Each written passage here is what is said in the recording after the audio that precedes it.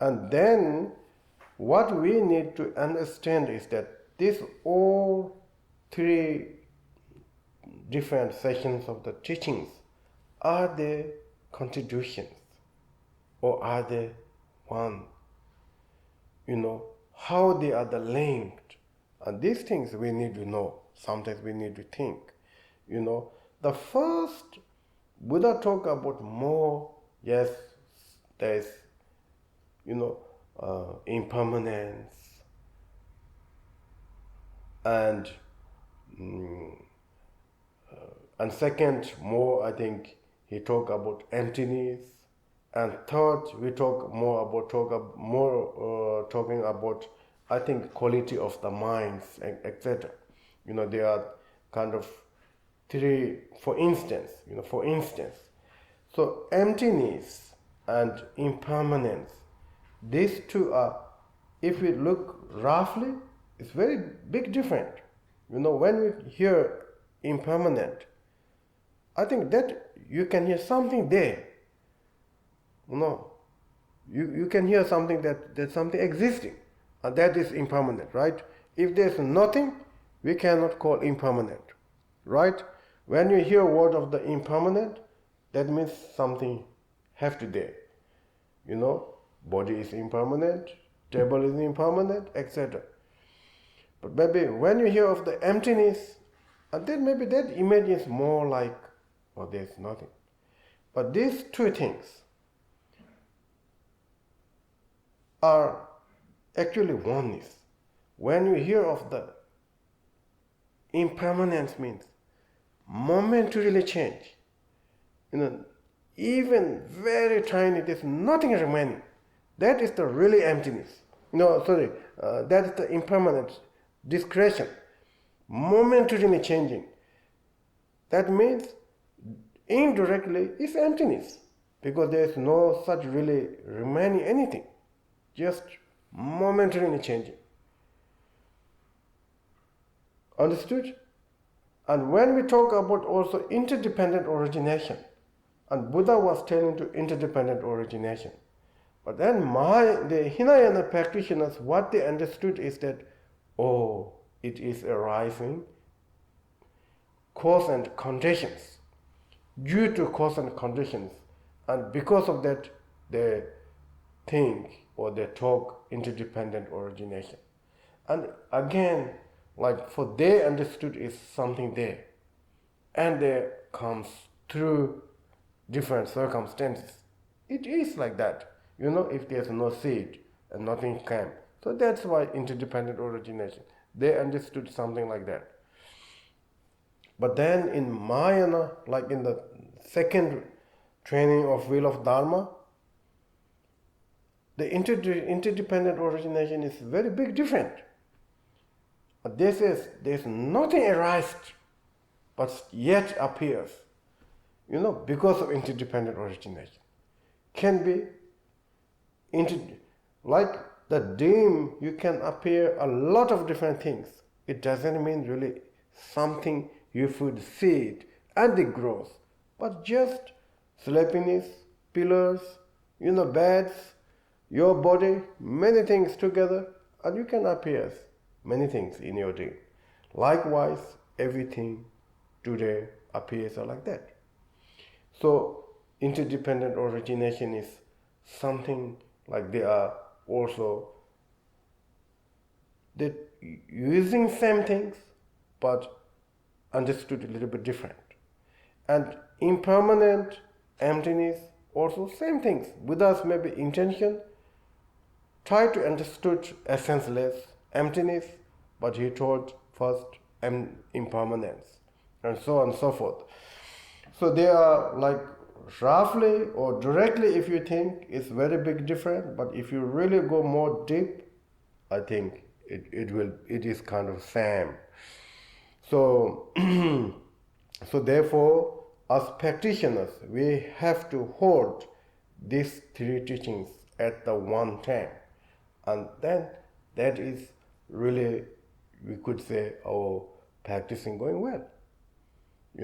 If we're thinking of only emptiness or focusing on the emptiness, then maybe some people think, okay, we do not need anything, merit, accumulation merit, or actions, good actions, care to others, like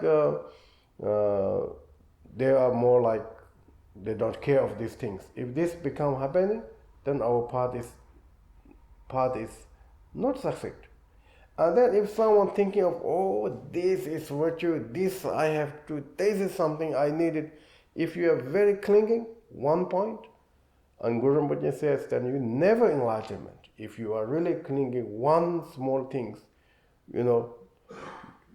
this we call clinging. And you won't be enlightenment. Never be enlightenment, he says. So therefore, if we cannot hold these teachings kind of all nicely, then it can be these little problems. However, so when Buddhas, the Arhats, when they talk about Buddha's teaching, then they're always talking about these 5 perfections, with 5 perfections. So today, like our teaching is kind of, this teaching is Buddha's word, so that's why also I told the very detail of the 5 perfections.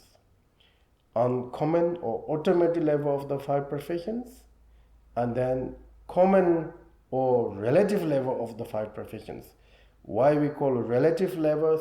Because these are the place is also everybody can see. Like what is called this Varanasi, this what this other place was Vajragriha, or other places. Most of these other places also like human realms, and beings are also human beings, and terms are also like one life terms, and so on and so forth. Then the most important is that what we need to understood is that the Buddha's action is limitless and beginningless. So therefore, until samsara will not end, Buddha's activity is never will be end. Then another question is, we have many Buddhas. Sometimes people really confused, saying they are telling me, what should I practice? Should I practice now Guru Rinpoche, or Avalokiteshvara, or Amitabha, or Sepame, or Tara, Manjushri, wrathful deities, faithful deities? People are confused. But if you really understood, as I mentioned, the Buddha is embodiment of the 3 kayas. The manifestation can be limitless at the same time. Even one Buddha's form, like Guru Padma Sambhava, one form can be limitless. So all these are the just one, essence. The one moon, that is, I think maybe this is a good example.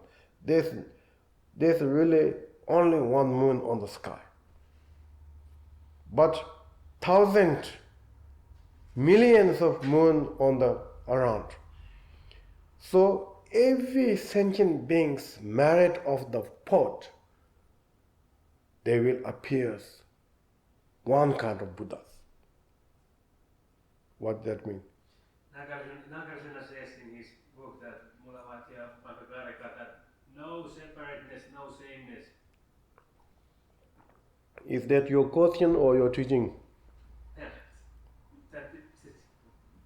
we are speaking about one unity, like Moni, well, like that. There is like one Brahman. So in the questions are always welcome. Speeches are maybe sometimes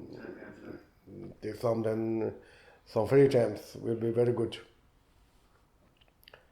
So what we need now understood is that really they are the same, Then if you feel Vajrapani is very good for you, I think that is your some kind of merit of the link, your link. So you should practice as this is the old Buddha. Then you don't need to think, okay, maybe tomorrow I will do Vajrasarva, or maybe next week I will do something else, Sometimes like people are just confused. if we don't know that all Buddhas are oneness, all Lamas are oneness, then it's really, we get confused and the end up, then we need to go to hospital. So that is not good. If this comes from the practice, then even very bad. Right? But if we know really like this, all Buddhas are oneness, and then I think the most important thing is that our devotion, confident, really knowing of the enlightenment being very important. And even if you know more deep into that, I think this three kaya is within this our mind. Buddha nature and Buddha are oneness. Buddha nature and your mind is oneness. So therefore, all relative appearances are establishing into emptiness, or establishing based on the mind establishing into the emptiness establishing into the luminosity, luminous established into the everything. Okay, then it's wonderful, right? So we have to understood something like that, okay?